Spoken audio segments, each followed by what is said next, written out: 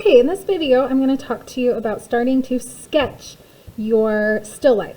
You guys should know by now, you can't do a successful drawing if you don't have a really solid sketch. So I just want to remind, and it's been a while since we've drawn, because we haven't been in school where we draw every day in class, and so I just want to refresh your memory on a few things. First of all, when I'm drawing my still life, you need to decide, does your paper go portrait or landscape? It's a silly thing, but and you feel silly if you forget that little detail. If my picture is landscape and I've started drawing it portrait, you're going to run into some issues, okay? If you edited your photo and you use that 3:4 ratio that I told you, where you put in 3:4 when you cropped it, a regular size computer paper is very close to that ratio. So if you cropped 3:4, you can stay with a computer paper, okay? And most people have that at home. If you are doing a square, then obviously you need to cut your paper down to a square. So use a ruler or do your best sketch and try and take a little bit off the top here so that this distance is the same as this distance if you're doing a square, okay? With a sketch, you just want to do a very, very light pencil sketch first to make sure you get everything in the right place and the right size before you start drawing all the details. So I'm not going to start by drawing this bottle of nail polish right here in the middle of the paper and do it really detailed and shade it because it's going to be in the wrong spot. Okay, so we want to put in a nice loose light sketch first. Okay, when I draw a still life, the things that are closest to you are going to be lower down on the picture plane. So the closest object to me is my origami butterfly. Okay, if you can see, it comes down lowest on the picture plane. That's because it's closest to me. The next closest object would be the orange. The next would be the pink box. And then these are stacked on top. But the closer it is to you, the lower on the picture plane it's going to be. So when I start drawing a still life, I like to start with the thing that's closest to me. Some people, they like to start with the thing that's tallest so they know that they fit it on the paper. Okay, so like I know my purple box needs to fit about right there. And you're paying attention to the distance from the edges. Since my ratio is the same, my paper is about the same ratio as my image, then my distance from the edges should be the same too. Okay. And we just want to start with very loose outlines. So I am going to do my butterfly because it's closest to me. And I want to try and draw it the same size. Now, if I draw it too big, I'm going to run out of room. I'm not going to be able to fit all my objects on there. So that's why we want to do a really, really loose, light sketch before you draw things fully on there in dark pencil. And if your picture is the same size, I highly recommend, if you have a printer, to print out your image. I think it's so much easier to work from a printed image. But I mean, you guys are used to drawing off your phones and your computers. You do it a lot more than I do. Just make sure to get your ratios right. Okay, is my butterfly perfect? No, but it's the right size and it's generally in the right place. I can use my pencil to check my angles. So I think on the camera it's a little tilted. Okay, there we go. Okay, next closest object, or I'm going to do an object that's touching this one. So the pink box would be a logical choice because then I can line up where it touches this object. So my pink box, I can see the base of it goes right along with the bottom wing of my butterfly. So I know exactly where to put that box, okay? There's no guesswork. Same with this corner right here, this corner of the box. I know it touches the wing of the butterfly, so I know where to put that, okay? So I think it's easiest to start with the closest object and just work your way out, okay? And then you're using your first object to help you get your second one in the right spot. Now I'm finding out I'm probably a little too close to my edge there, but I'm okay with that, okay? You don't have to get perfect. You just want to know what's correct and what's not. And so you can make decisions like, okay, I'm okay if that distance is a little bit smaller. It really doesn't matter, okay? All right, now with cubes. If you did cube objects, you're really angles are so important. So I use my pencil to help me judge, what's the slope here, okay? It's different than the slope at the top of the box. Okay, because this box spans my eye level, When a box is above eye level, it's going to slope down.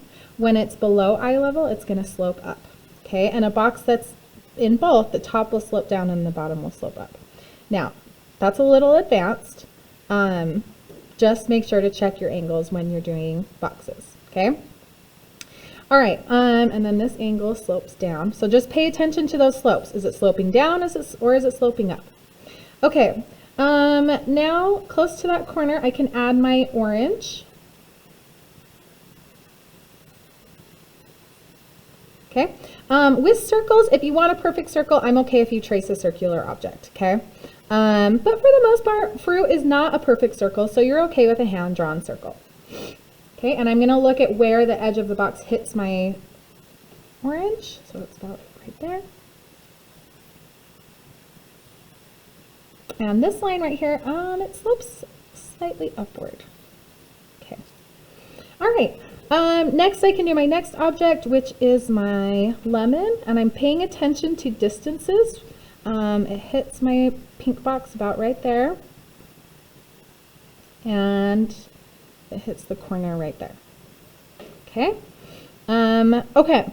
Now, this isn't a good example, but I wanted to talk to you about cylinders. I wanted to remind you a few things about a cylindrical object is anything like a cup or a bowl or a vase, or nail polish.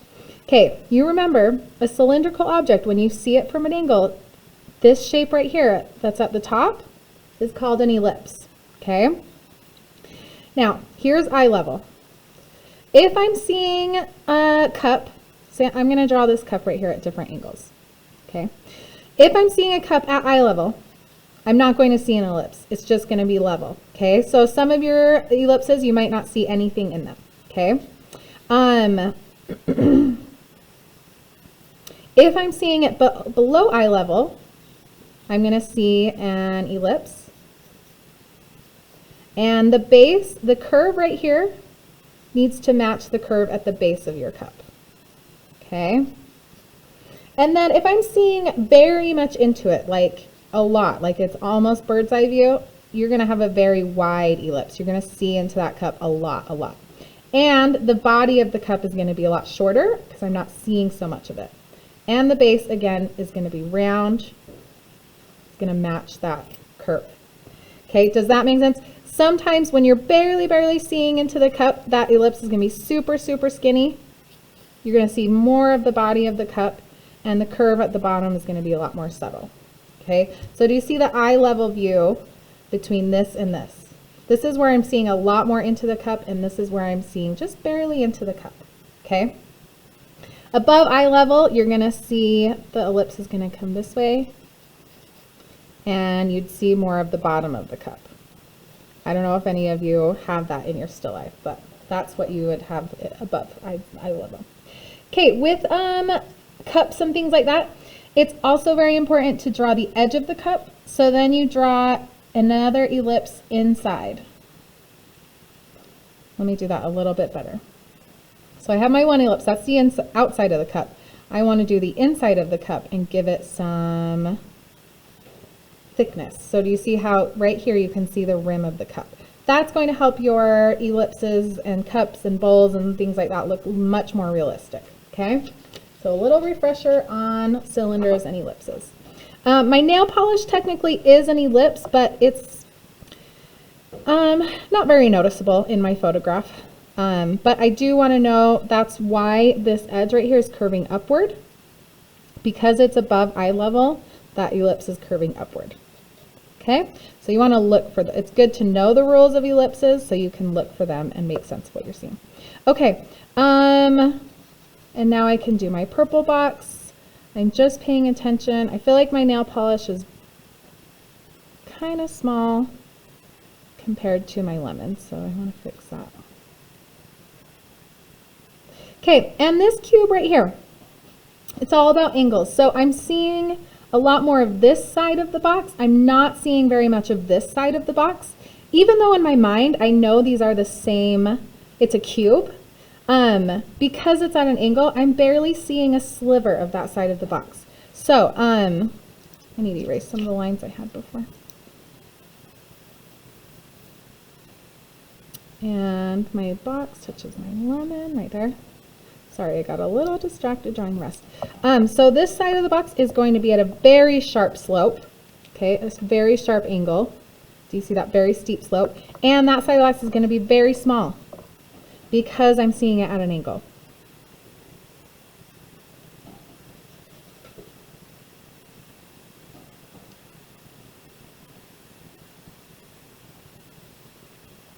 Okay, and now that I have a rough sketch, I know things are in the right place, everything fits on my paper. If you got to a point where you reached the top and you're like, crap, this doesn't fit. Hopefully you did this very quick and loose, that it's not a big deal if you erase and start over or get a fresh piece of paper and try again. But now that I know everything is generally in the right place, it fits on my paper, I can start adjusting some things. Like this box looks a little long, so I can shorten that a bit. And maybe this is a little too big. Maybe my lemon looks a little large. Okay. Then you can start adding more detail. But when you have a sketch that looks like this, with everything in the right place, not too much detail, this is what I want you to submit. Because I can look at your artwork and I can say, oh, you've got major issues right here. This is going to cause you problems in the future. Then I can give you feedback and have you fix it before you go full on and finish the whole thing, because then you're not going to want to redo it if I say, oh, well, that's a huge mistake you made. Okay, I want to help you catch any mistakes here before you start on the full shading and coloring. Okay, so this is what you're submitting here. This is what I mean by a sketch, a light pencil sketch, just getting everything in the right spot and everything like that. Okay, real talk. Don't get dizzy. I'm gonna move the camera on you.